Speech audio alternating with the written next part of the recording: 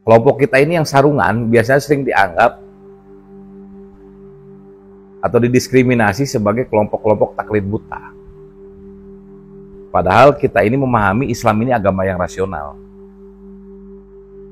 Nah, sekarang banyak fenomena kelompok-kelompok atau bahasa ininya sebagian thorikoh lah, yang selalu mengidentifikasi pemimpinnya itu menjadi orang yang suci. Padahal di Islam tidak kenal seperti itu. Sehingga seolah-olah apapun perkataannya itu benar. Bahwa sebagian dari yang digunakannya ataupun dari tubuhnya itu membawa berkah. Padahal di kita kelompok sarungan bukan seperti itu. Gitu loh. Apalagi sampai ada seolah-olah mencuci kakinya diminum itu menjadi berkah. Nggak ada lah. Itu terlalu berlebihan taklidnya kan gitu. Nah, bagi kita di kelompok sarungan ini biasanya kita ini ta'dziman wa takriman kepada guru kita. Gitu. Bahkan bukan hanya ke guru kita, kalau dalam kitab Ta'limut Ta'lim, kita juga menghargai ahli-ahli dari guru-guru kita. Sampai ke cucunya segala kadang kita sering menghargai, apalagi anaknya dan yang lain-lainnya. Tetapi kita juga ada batasan, gitu loh. Batasan nggak ada itu di kita di NU diajarin cium kaki, Pak. Kecuali kalau takdiman wa takriman kita kepada ibu kita, contohnya. Tapi ke guru, saya belum pernah mendengar itu. Kalau cium tangan ya, bahkan cium tangan sampai bulak-balik. Dan itu pun budaya atau tradisi juga di Nusantara ketika kita menghargai orang yang lebih tua usianya dibanding kita. Kan gitu. Nah, makanya hari ini kalau ada beberapa kelompok yang sering mengidentifikasi bahwa pemimpinnya itu suci atau menjadi berbeda dengan manusia yang lainnya, nanti seolah-olah pemimpin mereka pun akan melakukan sesuatu yang irasional. Itulah yang disebut taklid buta. Ketika apa? Mengatakan ini diikuti. Contoh, seolah-olah hari ini yang lagi rame film ini apa, Dar? Walid. Contohnya menikah batin. Di mana ada menikah batin? Gitu kan? Karena syarat hukum nikah itu ada, syarat sahnya ada. Gitu, harus ada mempelai, ada maharnya juga, ada saksi dan yang lain-lainnya. Dan proses pernikahan itu kan proses pernikahan bukan hanya batin, tapi jasadiah. Jasadiah, dua belah pihak yang berbeda antara laki-laki dengan perempuan. Urusan usia nggak diatur. Berbeda berapa tahun nggak ada masalah. Gitu loh. Tetapi bahwa kalau dalam hukum Islam, ya minimal mereka sudah balik. Laki-laki sudah balik, perempuannya juga sudah balik.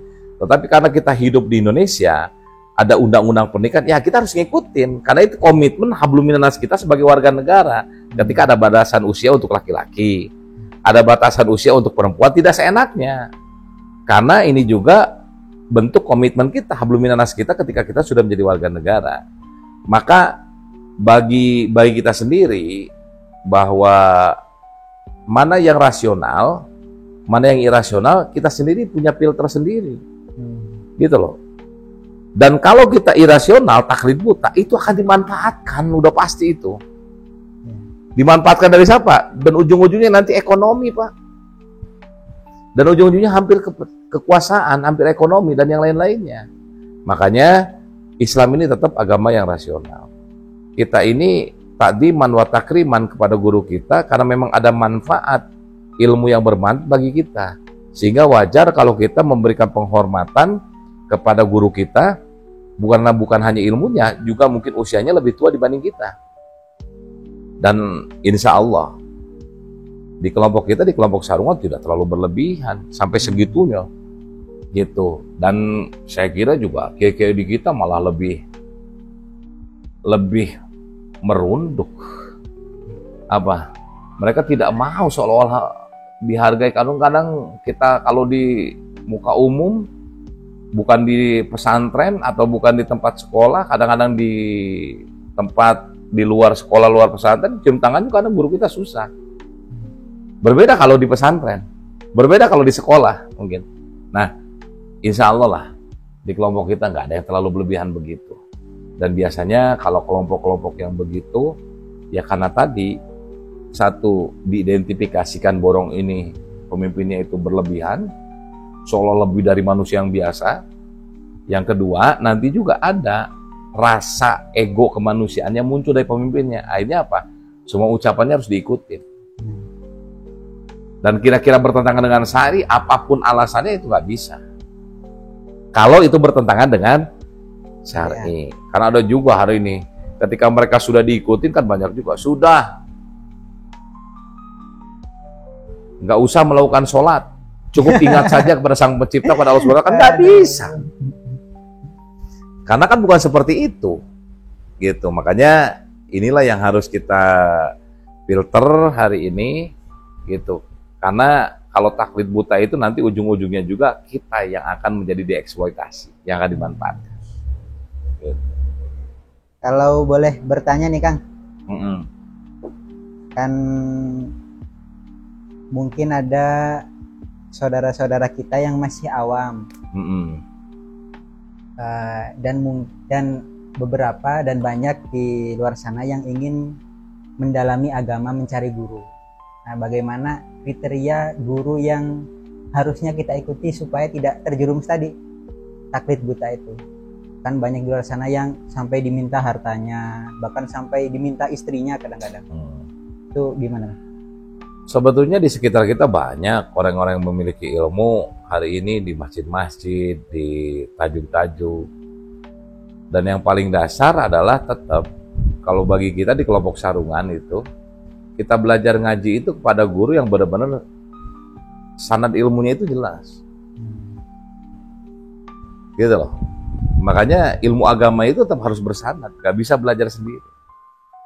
Gitu. Makanya kalaupun kita hari ini mau mengaji kepada guru, tentu kita akan bertanya. Walaupun nggak langsung kepada gurunya, pasti ke wilayah sekitarnya. Lulusan pesantren mana, gitu loh.